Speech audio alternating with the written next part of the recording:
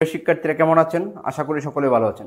আজকে আমি আপনাদের সাথে আলোচনা করব হাইড্রোকার্বন সমূহ, আপনাদের একাদশ অধ্যায় জৈব যৌগের যে দুইটা গুরুত্বপূর্ণ চ্যাপ্টার আছে তার মধ্যে যে চ্যাপ্টার থেকে অবশ্যই বেশ কয়েকটা প্রশ্ন আপনাদের পরীক্ষায় আসবে, সেই চ্যাপ্টারটা হাইড্রোকার্বন সমূহ। তো এই হাইড্রোকার্বন সমূহের উপরে ইতিমধ্যে দুইটা ক্লাস নিয়েছি, আজকে তৃতীয় ক্লাস, হয়তো আরও একটা ক্লাস লাগতে পারে আপনাদের এই চ্যাপ্টারটা শেষ করতে। তো আজকে আমি যে বিষয়গুলো আলোচনার জন্য আমি রাখছি, তো দেখি আমরা আসলে কি হাইড্রোকার্বন সমূহ প্যারাফিন কি অ্যালকাইল প্রস্তুতির দুটি সাধারণ সমীকরণ বর্ণনা করো। আমরা প্রথম ক্লাসে অ্যালকিন, অ্যালকেন, অ্যালকাইন, সম্পৃক্ত হাইড্রোকার্বন এই টপিকগুলো পড়ছিলাম। তো আমি প্রথমেই প্যারাফিন কি অ্যালকাইন প্রস্তুতি, কার্বন কার্বন ত্রিবন্ধন বিশিষ্ট হাইড্রোকার্বন সমূহকে অ্যালকাইন বলে, এই অ্যালকাইন প্রস্তুতির দুইটি সাধারণ প্রস্তুতি বর্ণনা করতে চাই। এটা আপনাদের বোর্ডের এক্সামে আসছে, তো আমি একটু বিক্রিয়াটা লিখে রাখছিলাম। তো আমরা আসলে প্যারাফিন কি এটা আমরা জানি। প্যারাফিন শব্দের হলো আসক্তিহীন, অর্থাৎ কার্বন কার্বন একক বন্ধন এবং মানে অ্যালকেন সমূহকে বলে। তো কার্বন কার্বন ও কার্বন হাইড্রোজেন একক বন্ধন বিশিষ্ট হাইড্রোকার্বন সমূহকে অ্যালকাইন বা প্যারাফিন বলে, কারণ তারা সহজে অন্য কারোর সাথে বিক্রিয়া অংশগ্রহণ করে না। যেহেতু একক বন্ধনগুলো শক্তিশালী সিগমা বন্ধন, তাই তারা সহজে অন্য কারোর সাথে বিক্রিয়া করে না, বিদায়ী এই অ্যালকাইন সমূহকে আসলে প্যারাফিন বলে। এখন আসেন অ্যালকেন সমূহকে প্যারাফিন বলে। তো অ্যালকেন কে প্যারাফিন বলে। এখন এলকিন এবং অ্যালকাইন সংজ্ঞা আমরা শিখছিলাম। এলকিন হলো কার্বন কার্বন দ্বিবন্ধন বিশিষ্ট, অ্যালকাইন হলো কার্বন কার্বন ত্রিবন্ধন বিশিষ্ট। এখন এই অ্যালকাইন প্রস্তুতি আসলে আমরা এখন পড়াশোনা করবো। আমরা পড়বো আসলে অ্যালকাইন প্রস্তুতির দুটি সাধারণ পদ্ধতি। তো অ্যালকাইন, আমি কার্বন কার্বন ত্রিবন্ধন বিশিষ্ট হাইড্রোকার্বন প্রস্তুত করতে চাই, তো আমি দুইটা সাধারণ পদ্ধতি একটু বোর্ডে বিক্রিয়াটা লিখে রাখছিলাম। প্রথমটা আসলে আমরা এই যে অ্যালকাইন যে প্রস্তুতি করব, অ্যালকাইল ডাইহ্যালাইড হতে হাইড্রোজেন হ্যালাইডের অপসারণ। অ্যালকাইল কথাটা বুঝেন, অ্যালকাইল ডাইহ্যালাইড মানে দুইটা হ্যালোজেন থাকবে। অ্যালকাইল কাকে বলে স্যার? অ্যালকেন হতে একটা হাইড্রোজেন চলে গেলে, যেমন মিথাইল, ইথাইল, প্রোপাইল, এগুলো ছিল অ্যালকাইল। অ্যালকাইল ডাইহ্যালাইড মানে দুইটা হ্যালোজেন থাকবে, যে কোনো একটা অ্যালকাইল। আমি যদি বলি আপনাকে একটা অ্যালকাইলের একটু খেয়াল করেন তো স্যার, CH3 CH2 CH2, এটা হলো প্রোপেন। এই যৌগটার নাম আসলে প্রোপেন। এই প্রোপেন থেকে একটা হাইড্রোজেন যদি চলে যায় তখন এটা হবে প্রোফাইল। এটা হলো একটা অ্যালকাইল। এখন আপনাকে বলছে অ্যালকাইল ডাইহ্যালাইড হতে। ডাইহ্যালাইড মানে কি? হ্যালাইড আমরা বলি আসলে হ্যালোজেনের মৌলগুলোকে। ডাইহ্যালাইড মানে দুইটা হ্যালাইড মানে দুইটা হ্যালোজেন। মনে করেন এই হাইড্রোজেন থেকে দুইটা হাইড্রোজেনের মধ্যে একটা হলো ব্রোমিন, অথবা যে কোনো একটা এক্স ধরতে পারি আমরা। হ্যালোজেনটা আমরা এক্স দ্বারা প্রকাশ করি। এই মনে করেন একটা এক্স, এই জায়গায় মনে করেন একটা এক্স কার্বনের, তাইলে কার্বনের 4 হাত হয়েছে। তো যে এক্স বলতে আমরা যে কোনো হ্যালোজেন বুঝতে পারি।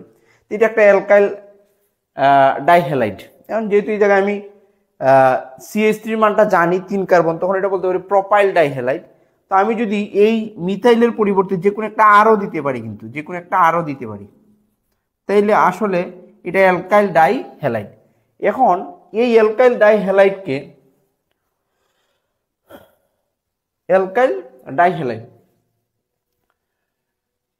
আমরা এই অ্যালকাইল ডাইহ্যালাইড কার্বনের 4 হাত মিলাও, এই জায়গায় CH2 দুইটা হবে। আমি একটু আগে করছিলাম। তো অ্যালকাইল ডাইহ্যালাইডকে হতে আমি আসলে কি করব? হাইড্রোজেন হ্যালাইড অপসারণ করব। এখন আমি আসলে এই অ্যালকাইল ডাইহ্যালাইড, আপনি আসলে স্ট্রাকচারটা বুঝছেন কিনা? একটা অ্যালকাইল, তার সাথে দুইটা হ্যালোজেন থাকবে সন্নিহিত পাশাপাশি দুইটি কার্বনের মধ্যে। এখন আমি এই জায়গা থেকে আসলে হাইড্রোজেন হ্যালাইড অপসারণ হবে। মানে এই বিক্রিয়াটা আমি কোন মাধ্যমে ঘটাবো? আমরা পড়ছিলাম ক্ষারীয় অ্যালকোহলীয় মাধ্যমে, ক্ষারের উপস্থিতিতে পটাশিয়াম হাইড্রোক্সাইড, ওই যে পটাশিয়াম হাইড্রোক্সাইডটা অ্যালকোহলীয় মাধ্যমে, আমি বাংলায় অ্যালকোহল লিখতে পারতাম, অথবা ব্র্যাকেটে ALC দেওয়া মানে অ্যালকোহলীয় মাধ্যমে। তো এই অ্যালকাইল ডাইহ্যালাইডকে আপনি সাধারণ সমীকরণ চাইলে লিখতে পারতেন। এই জায়গায় আমরা যদি দিতাম যে পটাশিয়াম হাইড্রোক্সাইড অ্যালকোহলীয় মাধ্যমে এবং HBr HX প্রতিস্থাপিত হবে বা অপসারিত হবে। প্রতিস্থাপিত হবে না, অপসারিত হবে। এখন কি হবে জানেন? এই জায়গা থেকে আমার এই এক্সটা চলে গেল, একটা এক্স, আর এই জায়গা থেকে একটা হাইড্রোজেন চলে গেল, এই যে HX। তাহলে তার একটা হাত খালি হবে, তার একটা হাত খালি হবে, তো এই জায়গায় একটা দ্বিবন্ধন তৈরি হবে। অর্থাৎ আমার যে প্রোডাক্টটা হবে দেখেন তো, RCH ডবল বন্ড CH(X) এই হবে আমার যৌগটা। কিভাবে? যে এটা আপনি আপাতত এইভাবে মনে রাখেন, যার সাথে হাইড্রোজেন সংখ্যা বেশি থাকবে, এই জায়গায় হাইড্রোজেন দুইটা, এই জায়গাতে একটা হাইড্রোজেন অপসারিত হবে, এই জায়গা থেকে এটা X, তো HX গেল, তাহলে তার এক হাত খালি হলো, তার এক হাত খালি হলো, তার মধ্যে দ্বিবন্ধন তৈরি হবে। কি হবে? দ্বিবন্ধন তৈরি হবে, আর এই Xটা রইল। এই যে স্যার, তাইলে এই জায়গায় আমরা যদি একটু বলি, এই জায়গা থেকে ব্রোমিনটা গেল, এই জায়গাতে একটা হাইড্রোজেন গেল, মানে HBr। তাইলে আমার কি হইলো, এই জায়গায় আর কিছু, এই কার্বনের এক হাত খালি হইলো, এই কার্বনের একটা হাত খালি, এই জায়গায় এলকিন হইল, অর্থাৎ প্রোপিন আর একটা ব্রোমিন আছে। এখন আমি আবার সেম এই যৌগটাকে, এই এলকিন জাতীয় যৌগটাকে আমি আবার পটাশিয়াম হাইড্রোক্সাইড বা যে কোনো ক্ষারের উপস্থিতি অ্যালকোহলের মাধ্যমে বিক্রিয়া ঘটাবো, তখন আবার HBr প্রতিস্থাপিত হবে। এই জায়গা থেকে ব্রোমিন যাবে, এই জায়গা থেকে যাবে H, এই জায়গা থেকে যাবে কি H। এখন এই HBr যদি অপসারিত হয়, তাহলে আমার আসলে কি থাকতে, এই Hটা যদি চলে যায়, তার এক হাত খালি হবে, তার এক হাত খালি হবে, এই জায়গায় হবে ত্রিবন্ধন বিশিষ্ট অ্যালকাইন। আশা করি বুঝতে পারছেন স্যার। Simple issue. আপনি একটা ডাইহ্যালাইড যৌগ চিন্তা করবেন, মানে অ্যালকাইলের ডাইহ্যালাইড। তো অ্যালকাইলের ডাইহ্যালাইড মানে প্রোপাইল মনে করলাম, তার ডাইহ্যালাইড মানে দুইটা হ্যালোজেন আছে। এখন আমি এই জায়গা থেকে HX প্রতিস্থাপিত করব। প্রথম স্টেপে কি হবে মনে রাখবেন, এই X এবং ওই জায়গাতে একটা হাইড্রোজেন গেল, তাহলে রইল কি, এই জায়গায় একটা হাইড্রোজেন আর এই জায়গায় হবে দ্বিবন্ধন। তো একটা হাইড্রোজেন এবং দ্বিবন্ধন। আপনি আবার সেম বিক্রিয়াটা করবেন, পটাশিয়াম হাইড্রোক্সাইডের উপস্থিতিতে অ্যালকোহলীয় মাধ্যমে বিক্রিয়া ঘটাইলে এই জায়গা থেকে একটা হাইড্রোজেন, এই জায়গা থেকে একটা X, তাহলে এই জায়গায় কার্বন কার্বন ত্রিবন্ধন হয়ে যাবে, আপনার অ্যালকাইল উৎপন্ন হয়ে গেছে। আপনাকে আমি নোট দিয়ে দিব, আশা করি বুঝতে পারছেন। এই জায়গায় আমি যদি এক কার্বন, এই জায়গায় CH3 CH2 CH2 আমি যাই দেই না কেন, এই জায়গাটা তো আর অপরিবর্তিত থাকবে, চেঞ্জটা শুধু এই ডান দিকের হ্যালাইড যুক্ত কার্বনগুলোর ক্ষেত্রে ঘটবে। শেষ। তাইলে আমরা আসলে একটা প্রস্তুতি পড়ছি। এখন আসেন আরেকটা প্রস্তুতি, টেট্রাহ্যালাইডের হ্যালোজেন অপসারণ। আগে পড়ছিলাম ডাইহ্যালাইড, এখন হলো টেট্রাহ্যালাইড, মানে চারটা হ্যালোজেন থাকবে। টেট্রাহ্যালাইডের হ্যালোজেন অপসারণ ঠিক এরকম একটা যৌগ। মনে করেন আমি 4 কার্বনের দিলাম, আমি চাইলে এই জায়গায় ইয়ের পরিবর্তে টেট্রাহ্যালাইড এখন চিন্তা করব। এখন চিন্তা করব কি টেট্রাহ্যালাইড। আমি এই অংশটা একটু মুছে ফেলি। টেট্রাহ্যালাইড মনে করেন আপনার আর যে কোনো একটা যৌগ, মনে করেন এই জায়গায় সি দুইটা কার্বন, টেট্রাহ্যালাইড 4টা হ্যালোজেন, আমি এই জায়গায় আমি ব্রোমিন না দিয়ে X দিয়ে দিই, টেট্রাহ্যালাইড।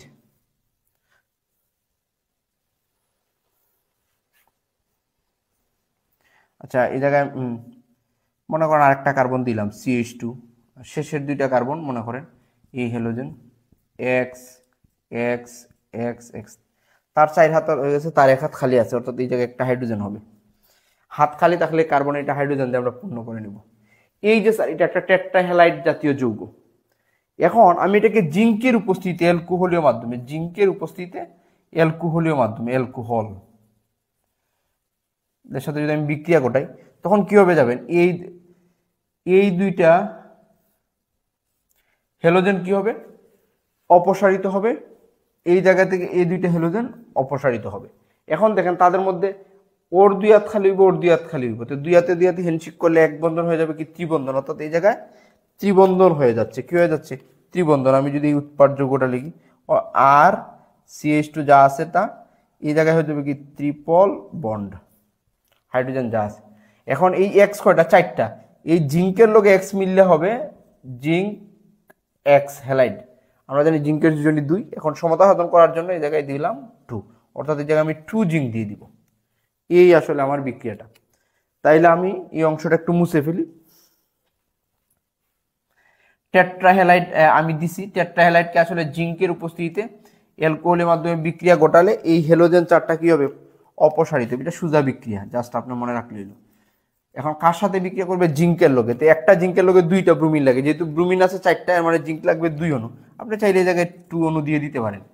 তাইলে এই যে কার্বন কার্বন, অর্থাৎ এটা হয়ে যাবে যেহেতু CH3 CH2, এই জায়গায় কার্বন কার্বন ত্রিবন্ধন, অর্থাৎ এটা বিউটাইন একটা যোগ। এইটুকু বিউটাইন 1, আমার নাম না লেখলে হবে অ্যালকাইন, বিউটাইন 1। আর এই জিঙ্কের সাথে ব্রোমিন মিললে হবে জিঙ্ক ব্রোমাইড। আশা করি বুঝতে পারছেন। অর্থাৎ আমরা টেট্রাহ্যালাইড থেকে করতে পারি, টেট্রাহ্যালাইড থেকে হ্যালোজেন অপসারণ, এটা হ্যালোজেন, জাস্ট হ্যালোজেনটা অপসারণ করব। আর অ্যালকাইল ডাইহ্যালাইড থেকে হাইড্রোজেন হ্যালাইড অপসারণ করব। এইভাবে আসলে আমরা অ্যালকাইন প্রস্তুত করতে পারি। আশা করি আমরা এই জিনিসটা বুঝতে পারছি। এটা আপনাদের বারবার বোর্ডে আসে, একটু মনোযোগ সহকারে দেখবেন। এখন চলেন আমরা আসলে দেখি পরবর্তী প্রশ্নগুলা। এখন এই পরবর্তী প্রশ্নের মধ্যে মার্কোনিকভ নীতি আছে, তারপরে বেনজিন বলয়ের পার্শ্ব শিকল, নিউক্লিয়াস, বলয় সক্রিয়কারী, বলয় নিষ্ক্রিয়কারী। তো আমি প্রথম প্রশ্নটা পড়ার পর এখন আমি একটু আপনাকে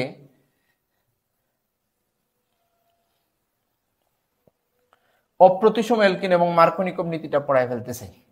অপ্রতিসম এলকিন এবং মার্কোনিকভ নীতি। তা আসলে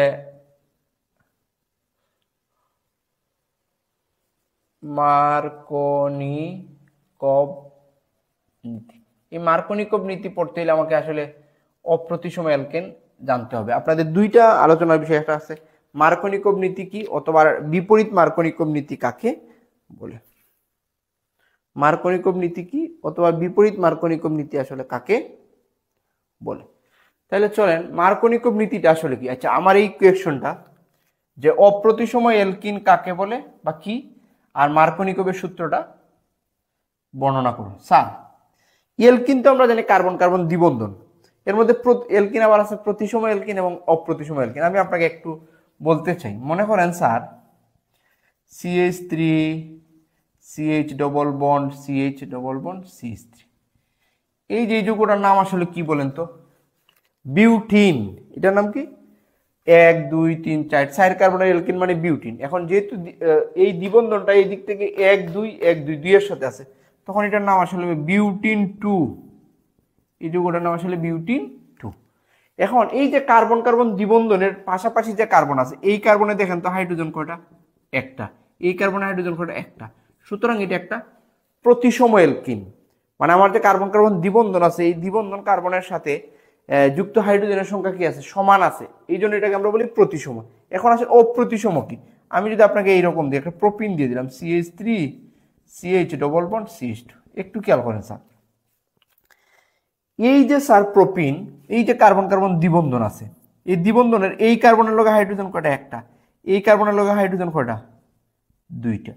এই যে কার্বনের সাথে হাইড্রোজেন, কার্বন কার্বন দ্বিবন্ধনের সাথে যুক্ত যে আমার কার্বনগুলো আছে, তার মধ্যে ভিন্ন সংখ্যক কি আছে? হাইড্রোজেন আছে। এটাকে আমরা আসলে অপ্রতিসম এলকিন বলবো। দ্বিবন্ধনযুক্ত কার্বনের উভয় পাশে যে কার্বন আছে, তার সাথে হাইড্রোজেনের সংখ্যাটাও কি আছে? ভিন্ন আছে। এইটাকে আসলে আমরা বলি কি? অপ্রতিসম এলকিন। এখন এই মার্কোনিকভ নীতিটা আসলে কি? এই অপ্রতিসম এলকিনের সাথে আমি একটা বিকারক আবার আছে দুই ধরনের। বিকারক কাকে বলে? আমি বিক্রিয়কের সাথে যেটা যোগ করি, যেমন আশা করি আপনি অপ্রতিসম এলকিন আর প্রতিসম এলকিনটার বিষয়টা বুঝতে পারছেন। এখন আসুন মনে করেন H2, এইটা আমি এই এলকিনের সাথে H2 যোগ করতে চাই। যদিও আমি ডাইন দিকে যোগ করব, এই যে H এবং H, এটা আসলে প্রতিসম বিকারক, প্রতিসম বিকারক। কিন্তু HBr এটা হলো অপ্রতিসম বিকারক, কারণ এই দুই অংশ কি না? সমান না। একদিকে ব্রোমিন, একদিকে কি হাইড্রোজেন। আমরা যদি জানি এটা মাইনাস, এটা কি +1। তো এইটাকে আমরা বলি প্রতিসম বিকারক, আর এটা হলো অপ্রতিসম বিকারক। অপ্রতিসম এলকিনের সাথে অপ্রতিসম বিকারক বিক্রিয়া দিলে কি উৎপাদ উৎপন্ন হবে? এইটাই আসলে আমার মার্কোনিকভ নীতি। অপ্রতিসম এলকিনের সাথে অপ্রতিসম বিকারকের বিক্রিয়া দিলে কোন উৎপাদটা উৎপন্ন হবে, সেইটাই আসলে আমার মার্কোনিকভ নীতি। চলেন তাইলে আছে আমরা দেখি আসলে মার্কোনিকভ নীতিটা কি। আর এই মার্কোনিকভ নীতি পারলে আমরা বিপরীত মার্কোনিকভ নীতিটাও পেরে যাব। গুরুত্বপূর্ণ, আপনাদের পরীক্ষায় কিন্তু আসে। আর আপনারা রসায়ন 1-এ যদি এই অংশটা, এটা কিন্তু রসায়ন দ্বিতীয় পত্র অর্থাৎ রসায়ন 2-তেও কিন্তু এটা আপনাদের আছে, এই চ্যাপ্টারটা এবং এই টপিকটা। তো অপ্রতিসম এলকিনের সাথে অপ্রতিসম বিকারকের আমি CH3 CH2 double bond CH2, এটার নাম কি? প্রোপিন 1। বলেন তো এটা কি অপ্রতিসম এলকিন? হ্যাঁ, অপ্রতিসম এলকিন। কার্বন কার্বন দ্বিবন্ধনে এই কার্বনের সাথে হাইড্রোজেন একটা, এই কার্বনের সাথে হাইড্রোজেন দুইটা। তার সাথে অপ্রতিসম বিকারক আমরা হাইড্রোজেন ব্রোমাইড দিই, এটাই পরিচিত। ব্রোমাইডের বিক্রিয়া দিলে আসলে দুইটা উৎপাদ উৎপন্ন হওয়ার সম্ভাবনা দেখাই যাবে। কয়টা? দুইটা। স্যার এখন একটু দেখেন মনোযোগ সহকারে। এখন মনে করেন আপনি এই বিক্রিয়াটা লেখছেন স্যার, আমরা জানি এই পাই বন্ধনটাকে আক্রমণ করবে, ওরা এসে এই পাই বন্ধনটাকে আক্রমণ করবে। পাই বন্ধন আক্রমণ করলে পাই বন্ধন ভেঙে যাবে, ফলে তার এক হাত খালি হবে, তার এক হাত খালি হবে। এখন একজনে আপনারা লিখছেন কি CH3 CH, এই পাই বন্ধনটা ভেঙে গেল, খেয়াল করেন স্যার। তে CH2 তার পাই বন্ধন ভাঙলে এই জায়গায় একটা ব্রোমিন, এই পাই বন্ধন ভাঙলে দুই হাতের দুই কার্বনের দুইটা হাত খালি হবে। এখন একজনে কি করছেন, এই জায়গায় দিয়ে দিচ্ছেন ব্রোমিন আর এই জায়গায় দিয়ে দিচ্ছেন হাইড্রোজেন। এই যে HBr, এই HBr ভেঙে এই জায়গায় কেউ দিচ্ছে, এই জায়গায় একজনে দিচ্ছেন ব্রোমিন, এই জায়গায় একজনের হাইড্রোজেন। এখন আরেকজনে আপনি কি করতে পারতেন, যে না আমি দিব এইভাবে CH3 CH2 আর CH2Br, মানে আমি একটু গাঠনিক সংকেত আকারে লিখি। এই যে স্যার একটু মনোযোগ সহকারে দেখেন স্যার, আপনি কি করছেন, এই অ্যালকিনের সাথে যখন HBr দিচ্ছেন, মূল থিমটা কি, এই পাই বন্ধনটা ভাঙবে এবং এক জায়গায় যাবে হাইড্রোজেন, এক জায়গায় যাবে ব্রোমিন। মনে করেন আমি বিক্রিয়াটা আপনি দিচ্ছি, একজনে লেখছে ওইটা আর একজনে লেখছে এটা। এখন আসলে কোনটা রাইট? মার্কোনিকোভের নীতি অনুযায়ী এটা আসলে আমরা স্বাভাবিকভাবে সহজভাবে বোঝার জন্য ইন্টারমিডিয়েট লেভেলে বলতাম যে তেলি মাথায় তেল দেওয়ার একটা ঘটনা। এখন তেলি মাথায় তেল দেওয়ার কথাটা আসলে কি স্যার, যে আমরা বলি না যে বড় লোক আত্মীয় স্বজনের সাথে বড় লোক মানুষের সম্পর্ক একটু বেশি থাকে, তো যার আছে তাকে আরো সহযোগিতা করার প্রবণতা আমরা সমাজে বা আত্মীয় স্বজনের মধ্যে এটা থাকে, এই জন্যই বলি তেলি মাথা। এখন এইটার সাথে এই কথার সাথে এই জায়গায় মিলটা আসলে কি? মার্কোনিকোভের কথাটা আপনি মনে করেন, অপ্রতিসম এলকিনের সাথে অপ্রতিসম বিকারকের যৌথ বিক্রিয়ায়, মানে যৌথ বিক্রিয়া মানে একাধিক উৎপাদ থেকে একটা উৎপাদ উৎপন্ন হওয়ার সময় অপ্রতিসম এলকিনের যে কার্বনের সাথে হাইড্রোজেন কম আছে এর সাথে বিকারক অণুর ঋণাত্মক অংশ যুক্ত হবে। বিকারক অণুর কি হবে? ঋণাত্মক অংশ যুক্ত হবে। মানে স্যার আমি যদি একটু বলি, এর অলরেডি হাইড্রোজেন বেশি আছে, এর হাইড্রোজেন কি আছে? কম আছে। মার্কোনিকোভ বলছে যেহেতু তার হাইড্রোজেন কম আর তার হাইড্রোজেন বেশি, তেলি মাথায় তেল দেওয়া মানে এই হাইড্রোজেনটা আইসা মার্কোনিকোভ নীতি অনুযায়ী এই জায়গায় যুক্ত হবে, যার বেশি আছে তারে আরো দিয়ে দিছে। এর মানে এই জায়গায় কি হয়ে যাবে? CH3 হয়ে যাবে। কি হয়ে যাবে? CH3। আমি এইভাবে উপরের দিকে হাইড্রোজেন না দিয়ে চাইলে আমি কি লিখতে পারতাম? CH3। এইটাই মার্কোনিকোভ বলছে। এই বিক্রিয়ার ক্ষেত্রে এই প্রোডাক্ট হবে 90%। কত পার্সেন্ট? 90%। স্যার এখন আমি একটু বলি, আর এই প্রোডাক্ট হবে 10%, মানে তার বিপরীতটা হবে 10%। অর্থাৎ এই বিক্রিয়া যদি আমি গোটাই তাইলে এই প্রোডাক্টটা উৎপন্ন হওয়ার সম্ভাবনা 90% আর এটা হবে 10%। সুতরাং এটাই আমার মেইন প্রোডাক্ট। তো মার্কোনিকোভের নীতিটা কি? যে অপ্রতিসম এলকিনের সাথে অপ্রতিসম বিকারকের যৌথ বিক্রিয়ায় কার্বন কার্বন দ্বিবন্ধনের সাথে যার সাথে হাইড্রোজেন পরমাণু কম আছে তার ঋণাত্মক অংশ তার সাথে এসে যুক্ত হবে। অর্থাৎ এটা হলো ঋণাত্মক অংশ মাইনাস, এটা কি প্লাস। তো দেখো অলরেডি তার প্লাস কম আছে, হাইড্রোজেন মানে প্লাস, এই প্লাস কম আছে তবুও এই মাইনাসটা এসে তার সাথেই যুক্ত হয়েছে। আর এই জায়গায় হাইড্রোজেন বেশি আছে, এই হাইড্রোজেনটা এই জায়গায় গেছে। এইটাই আসলে মার্কোনিকোভ নীতি। আমি যদি একটু সুন্দর করে বলি, আপনারা আমার কথা শুনে লিখতে পারেন বা নোট দিব। অপ্রতিসম এলকিনের সাথে অপ্রতিসম বিক্রিয়ার অপ্রতিসম এলকিনের সাথে অপ্রতিসম বিকারকের যৌথ বিক্রিয়ায় অপ্রতিসম এলকিনের কার্বন কার্বন দ্বিবন্ধনের যে কার্বনের সাথে হাইড্রোজেন পরমাণু কম আছে অপ্রতিসম বিকারকের ঋণাত্মক অংশ তার সাথে যুক্ত হবে, অর্থাৎ এই প্রোডাক্টটা উৎপন্ন হবে। আমি যদি এটা বলি 2-ব্রোমোপ্রোপেন, আমি যদি নামকরণ করি 2 নম্বর কার্বনের লগে ব্রোমিন 2-ব্রোমোপ্রোপেন। এখন তার বিপরীতটা যদি ঘটে, তো বিপরীতটা কি হবে? অর্থাৎ সুষম বন্টন, এই হাইড্রোজেন চলে আসবে এই জায়গায়, তো CH2 আর এই ব্রোমিনটা চলে যাবে। আমি চাইলে এটাকে CH এভাবে না লিখে CH2 লিখতে পারি। এইটাই আসলে মার্কোনিকোভ নীতি। এখন এই বিক্রিয়াটাই আমরা যদি বিপরীত মার্কোনিকোভ আপনার আসতে পারে, বিপরীত মার্কোনিকোভ কি? আমি যদি এই বিক্রিয়াটাকে জৈব পারক্সাইডের উপস্থিতিতে ঘটাই তখন এই প্রোডাক্টটা হয়ে যাবে 99% আর এটা হয়ে যাবে 1%। এটাকে বলা হয় বিপরীত মার্কোনিকোভ নীতি। মানে জৈব পারক্সাইডের উপস্থিতিতে যদি আমি সেম বিক্রিয়াটা ঘটাই তখন আমার এই প্রোডাক্ট হবে বেশি আর এই প্রোডাক্ট হবে কি কম। তো এই মুহূর্তে আসলে আমরা মার্কোনিকোভ সূত্রটি বর্ণনা আসলে পারছি।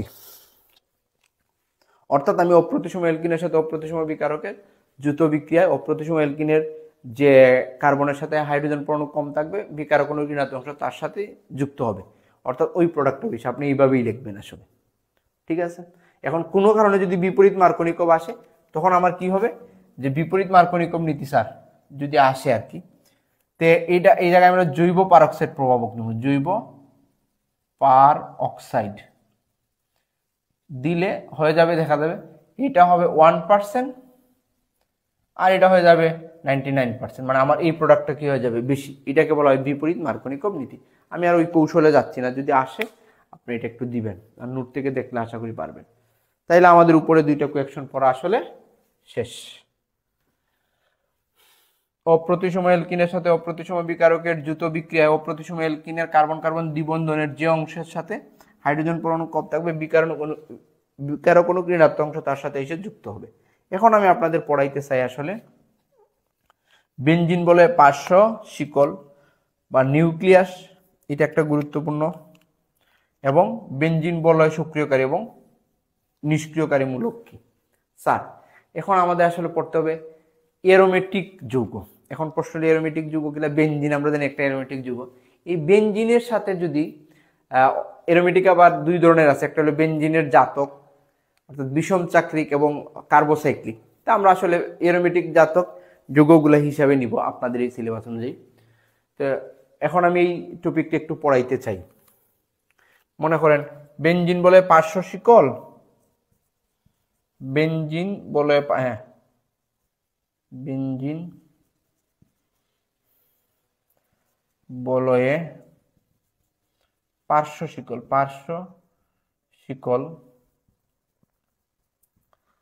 ও নিউক্লিয়াস কাকে বলে। বেনজিনের নিউক্লিয়াস ও পার্শ্ব শিকল কাকে বলে, এইভাবে আমরা প্রশ্নটা বলতে পারতাম।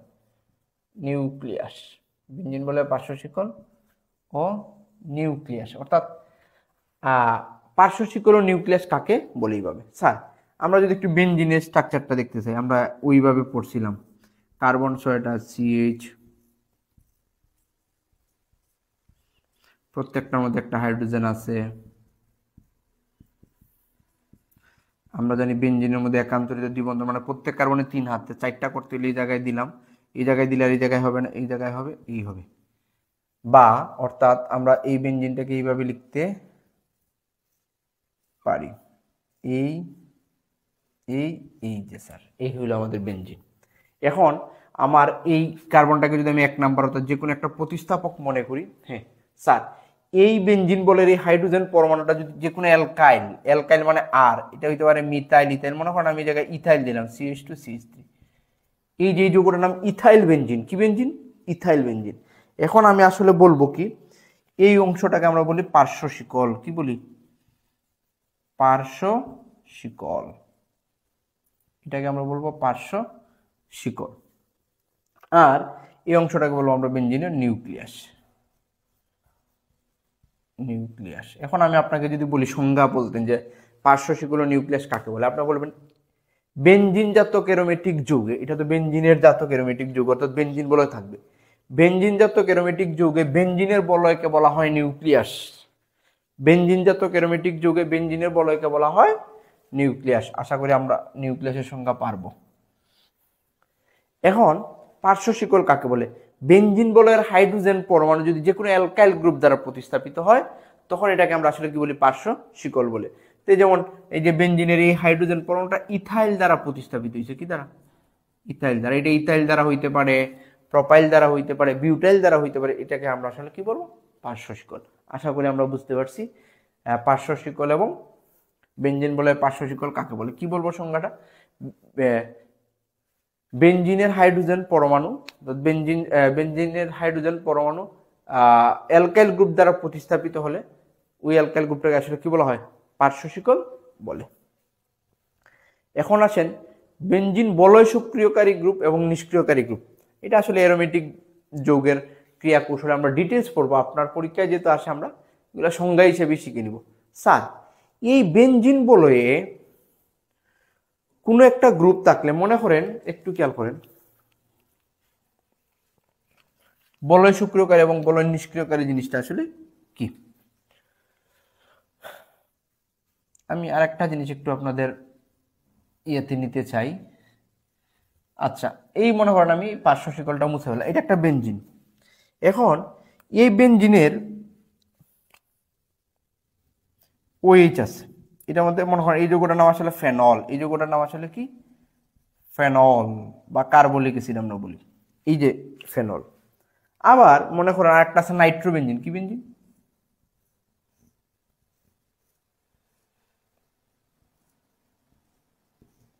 নাইট্রোবেনজিন, এই দুটো, এই যৌগটার নাম হলো নাইট্রোবেনজিন, নাইট্রোবেনজিন।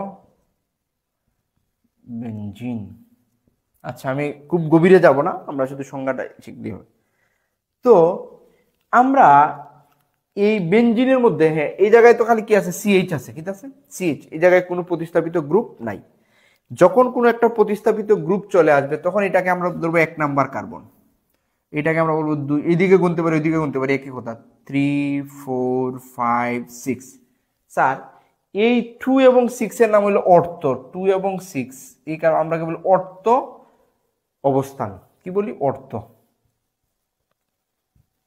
আবার 3 এবং 5, 4 কে বলবো আমরা, 3 এবং 5 কে বলবো আমরা মেটা, মেটা অবস্থান। এবং এই 4 কে বলি আসলে প্যারা। এখন আপনারা বললেন স্যার এগুলো আসলে কি? মনে করেন, হ্যাঁ, অর্থাৎ এই আমি যদি 1 নাম্বার কার্বনের পরে এইদিকে 2 এইটা হইতে পারতো, এটা হইতে পারতো, 2 আর 6 কার্বনের বৈশিষ্ট্য সেম, এই দুইটার নাম হলো অর্থ। আর 3 এবং 5 এটাকে বলা হয় মেটা, এবং 4 কে বলা হয় প্যারা। তো এই যে অর্থ এবং প্যারা, এরাই আসলে একই গ্রুপভুক্ত। এখন আপনাকে বলছে যে বেনজিন বলয় সক্রিয়কারী ও নিষ্ক্রিয়কারী মূলক কারা। এই যে এই বেনজিন বলয়ের সাথে ওএইচ গ্রুপ আছে, কি আছে, ওএইচ গ্রুপ। ওরা কি করে, এর মধ্যে মুক্তজোড় ইলেকট্রন আছে বিদায় সে কি করে জানেন, সে এই জায়গায় এই ইলেকট্রনটা এই জায়গায় দিয়ে ফেলে, পরে এই ইলেকট্রন লাভ দিয়ে এই জায়গায় চলে আসে, পরে এটা লাভ দিয়ে এই জায়গায় চলে আসে, এটা, তারপর এভাবে একটা রেজোনেন্স তৈরি হয়। কি হয়, রেজোনেন্স, মানে এই ওএইচ গ্রুপটা এর মধ্যে ইলেকট্রন দিতে পারে ইলেকট্রোফিলিক প্রতিস্থাপন বিক্রিয়ার ক্ষেত্রে। এই ওএইচ গ্রুপটা মুক্তজোড় ইলেকট্রন দিয়ে তার অ্যাক্টিভিটি বাড়াইয়া ফেলে, বেনজিনের অ্যাক্টিভিটি বাড়াইয়া ফেলে। এই ধরনের গ্রুপগুলোকে আসলে বলয় সক্রিয়কারী গ্রুপ বলে। আপনি সংজ্ঞায় কি বলবেন, যে বেনজিন বলয়ে কোনো প্রথম কোনো প্রতিস্থাপক, অর্থাৎ প্রতিস্থাপক যুক্ত থাকলে, মানে হাইড্রোজেন ছাড়া যে গ্রুপটা থাকবে ওই গ্রুপ, যেমন ওএইচ যুক্ত থাকলে যদি বেনজিন বলয়ের সক্রিয়তা বৃদ্ধি পায় তাকে বলয় সক্রিয়কারী গ্রুপ বলে। তো বলয় সক্রিয়কারী গ্রুপের মধ্যে আছে আমাদের ওএইচ গ্রুপ, তারপরে অ্যালকাইল গ্রুপ, এগুলো আসলে বলয় সক্রিয়কারী। এই বলয় সক্রিয়কারী গ্রুপের আরেক নাম হইল অর্থ এবং প্যারা নির্দেশক গ্রুপ। কি নির্দেশক, অর্থ এবং প্যারা, এই তিন জায়গায় আসলে। অর্থাৎ আমি যদি এটাকে কোনো ইলেকট্রোফিলিক প্রতিস্থাপন বিক্রিয়া দেই তখন এই 3 অবস্থানে আসলে ইলেকট্রন ঘনত্ব বৃদ্ধি পাবে, ফলে তার সক্রিয়তা কি পাবে, বৃদ্ধি পাবে। এত কিছু দরকার নাই। আপনি বলবেন যে বলয় সক্রিয়কারী গ্রুপ কি, বলবেন বেনজিন বলয়ে যে সকল প্রতিস্থাপক যুক্ত থাকলে বেনজিন বলয়ের সক্রিয়তা কি পায়, বৃদ্ধি পায়, তাকে বলয় সক্রিয়কারী গ্রুপ বলে। এক্সাম্পল হিসেবে মুখস্থ করে বলেন ওএইচ আর অ্যালকাইল, এই ওএইচ এর মধ্যে মুক্তজোড় থাকায় সেই ইলেকট্রন দিয়া বেনজিনের বলয় সক্রিয়তা বৃদ্ধি করে ফেলে, তাই তাদেরকে বলয় সক্রিয়কারী গ্রুপ বলে। এখন বলয় নিষ্ক্রিয়কারী কি, তার উল্টাটা। এই জায়গায় যদি নাইট্রোনিয়াম আয়ন থাকে, কি থাকে, নাইট্রো গ্রুপ, নাইট্রোবেনজিন। এই নাইট্রোবেনজিনের যদি আমরা স্ট্রাকচারটা একটু লিখি আর কি স্যার, গাঠনিক সংকেত খেয়াল করেন, এন ও ও মাইনাস, এই আসলে নাইট্রোনিয়াম আয়ন। তখন কি হয় জানেন, এই যে অক্সিজেনের তড়িৎ-ঋণাত্মকতা বেশি, সে কি করে এই পাই ইলেকট্রন এই জায়গায় টান দিয়ে নিয়ে আনে, তখন এই পাই ইলেকট্রন লাভ দিয়ে এই জায়গায় চলে যায়, তখন এটা চলে যায় এই জায়গায়, এটা চলে আসে এই জায়গায়। অর্থাৎ ও তো এই বেনজিন বলে ইলেকট্রন জোট দিছিল, ফলে ইলেকট্রন ঘনত্ব বৃদ্ধি পাইছে, আর ও কি করে ইলেকট্রন নিয়ে যায়, ফলে এই 3 জায়গায় ইলেকট্রন ঘনত্ব হ্রাস পায়। এই জায়গায় ইলেকট্রন ঘনত্ব, এই জায়গায় প্লাস হয়ে যায়, এটা প্লাস হয়ে যায়, প্লাস, মানে এই 3 জায়গায় ইলেকট্রনের ঘনত্ব কমে যায়, ফলে এই দুইটা স্থিতিশীল থাকে। তখন কোনো প্রতিস্থাপক আসলে এই 2 জায়গায় আসে, অর্থাৎ মেটা অবস্থানে আসে। কোথায় অবস্থানে আসে, মেটা অবস্থানে। এই বলয় নিষ্ক্রিয়কারী আরেক নাম হইল, এই বলয় সক্রিয়কারীর নাম ছিল অর্থ ও প্যারা নির্দেশক, অর্থ ও প্যারা নির্দেশক গ্রুপ, প্যারা নির্দেশক। আর নিষ্ক্রিয়কারীটা হবে মেটা নির্দেশক গ্রুপ, মেটা নির্দেশক। আপনাকে যদি বলে অর্থ প্যারা নির্দেশক কি, আপনি বলবেন বেনজিন বলয়ের যে গ্রুপ যুক্ত থাকলে প্রতিস্থাপন বিক্রিয়ার ক্ষেত্রে দ্বিতীয় আগত প্রতিস্থাপকটি অর্থপ্যারা অবস্থানে যায় বা বলয়ের সক্রিয়তা বৃদ্ধি পায়, তাদেরকে অর্থপ্যারা নির্দেশক বলে। এখন নিষ্ক্রিয়কারী গ্রুপ কি, যে এখন এরকম একটা এক্সাম্পল, নাইট্রোনিয়াম আয়ন, তারপরে এই নাইট্রোনিয়ামের জায়গায় যদি এলডিহাইড থাকতো, CHO অথবা COOH, এগুলো এলো বলয় নিষ্ক্রিয়কারী গ্রুপ। আচ্ছা, আপনি সংজ্ঞা দিলে এত জটিলতায় যাওয়া লাগবে না, আপনি বলবেন বেনজিন বলে প্রথম প্রতিস্থাপক রূপে যে প্রতিস্থাপক যুক্ত থাকলে বেনজিন বলয়ের সক্রিয়তা হ্রাস পায় তাকে বলয় নিষ্ক্রিয়কারী গ্রুপ বলে। এক্সাম্পল হিসাবে আপনি দিয়ে দিবেন নাইট্রোনিয়াম আয়ন, নাইট্রোমূলক, তারপরে দিতে পারেন অ্যালডিহাইড এবং জৈব অ্যাসিড। আশা করি বিষয়গুলো বুঝতে পারছেন। এখন যেহেতু ওই যে বেনজিন বলে ইলেকট্রন দেওয়া এবং নেওয়ার বিষয়টা আমরা বুঝতে পারছি, যাদের মধ্যে মুক্তজোড় ইলেকট্রন থাকে, হ্যাঁ এই বলয় সক্রিয়কারীর মধ্যে আবার এটাও হইতে পারতো এমিনো গ্রুপ NH2, ও কিন্তু বেনজিন বলে ইলেকট্রন দিতে পারবে, অর্থাৎ এও বলয় সক্রিয়কারী গ্রুপ। আশা করি আপনি এই টপিকটাও বুঝতে পারছেন।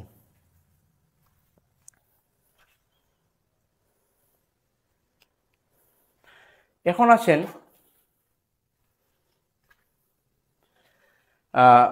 CH3, এটাকে আমরা বলি মিথাইল এমিন আর কি। মিথাইল এমিন অপেক্ষা এনিলিন দুর্বল ক্ষারক। স্যার ক্ষারক আসলে কি? আমরা লুইস অ্যাসিড, লুইস ক্ষারক এইসব বিষয় সম্পর্কে পড়ছিলাম। আপনাদের কি মনে আছে স্যার লুইস অ্যাসিড আর লুইস ক্ষারক কাকে বলে? লুইস ক্ষারক ছিল তারা যারা ইলেকট্রন জোড় দাতা হিসেবে কাজ করতে পারে, অর্থাৎ যারা অন্য পদার্থকে ইলেকট্রন দেয় তারা ক্ষারক। যত তাড়াতাড়ি দিবে তাদের সক্রিয়তা তত বেশি। আর যারা ইলেকট্রন জোড় গ্রহণ করবে তারা হইল আসলে অম্ল। যারা দ্রুত তাড়াতাড়ি গ্রহণ করবে তারা তত তীব্র অম্ল। এখন চলেন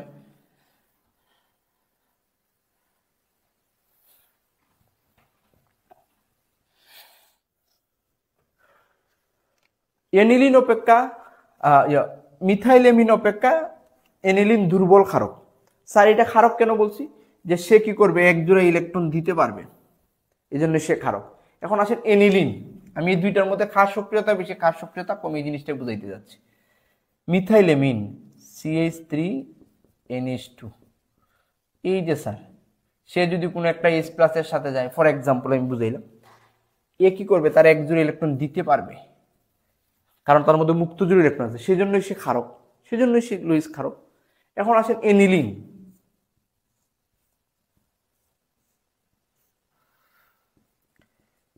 NH2, এখন এই যে স্যার, এখন সেও তো এই তার মধ্যে তো মুক্তজোড় ইলেকট্রন আছে, এটাকে আমরা বলি এনিলিন। এটা হলো এনিলিন। এখন আমার প্রশ্ন হলো যে এই মিথাইল এমিন তীব্র ক্ষারক, মানে আমি যদি বলি যে ক্ষারের তীব্রতা নির্ভর করে যে যত তাড়াতাড়ি ইলেকট্রন জোড় দিতে পারবে। এখন ও তাড়াতাড়ি দিবে না ও তাড়াতাড়ি দিবে, মনে করেন এই জায়গায় H+, ফর এক্সাম্পল আমি শর্টকাট দিলি হন, কে দ্রুত ইলেকট্রন দিতে পারবে সেই তীব্র ক্ষারক। স্যার এখন একটু মনে হয়েছে না আপনার ওই যে এনিলিন বলয় সক্রিয়কারী গ্রুপ, মানে এই জায়গায় মুক্তজোড় ইলেকট্রন আছে, তখন এই ইলেকট্রনটা এই জায়গায় চলে আসবে, ও লাভ দিয়ে এই জায়গায় চলে যাবে, তখন এই জায়গায় চলে যাবে, মানে এটা রেজোনেন্স। অর্থাৎ এই মুক্তজোড় ইলেকট্রনটা বলয়ে চলে আসতেছে। কোথায় চলে আসতেছে? বলয়ে। ফলে এই জায়গায় আর ইলেকট্রন প্রাপ্তির সম্ভাবনা থাকবে কম। কিন্তু এই অংশটা এরোমেটিক না হইয়া অ্যালকাইল মূলক হয়, এই নাইট্রোজেনের এই মুক্তজোড় ইলেকট্রন কোথায় যাওয়ার জায়গা নাই, তখন অর্থাৎ এই জায়গায় ইলেকট্রনের উপস্থিতিটা কি থাকবে? বেশি থাকবে, ফলে সে দ্রুতই তাকে দিতে পারবে। কিন্তু তার এই ইলেকট্রন তো আসলে রেজোনেন্সে এসে অংশগ্রহণ করবে, মানে বলয়ে চলে যাবে, তখন সে দিতে পারবে না, তার দিতে একটু সময় লাগবে, আমি যদি সহজ ভাষায় বলি। এই জন্যই এনিলিন আসলে দুর্বল ক্ষারক। তাহলে আমরা বুঝতে পারছি যে মিথাইল এমিনের মধ্যে এই অংশের মধ্যে রেজোনেন্স ঘটে না, তখন ওই ইলেকট্রন, নাইট্রোজেনের যে মুক্তজোড় ইলেকট্রন আছে সে সহজেই অন্য পদার্থকে ইলেকট্রন জোড় দান করতে পারবে। কিন্তু এনিলিন যেহেতু এরোমেটিক যৌগ, এরোমেটিক যৌগ হয়, এনিলিনের নাইট্রোজেন পরমাণুতে মুক্তজোড় ইলেকট্রন সে আইসা বলয়ের মধ্যে রেজোনেন্সে অংশগ্রহণ করে, ফলে সে সহজে অন্য কাউকে মুক্তজোড় ইলেকট্রন দিতে পারে না, এই জন্য সে কি দুর্বল ক্ষারক। আশা করি বুঝতে পারছেন।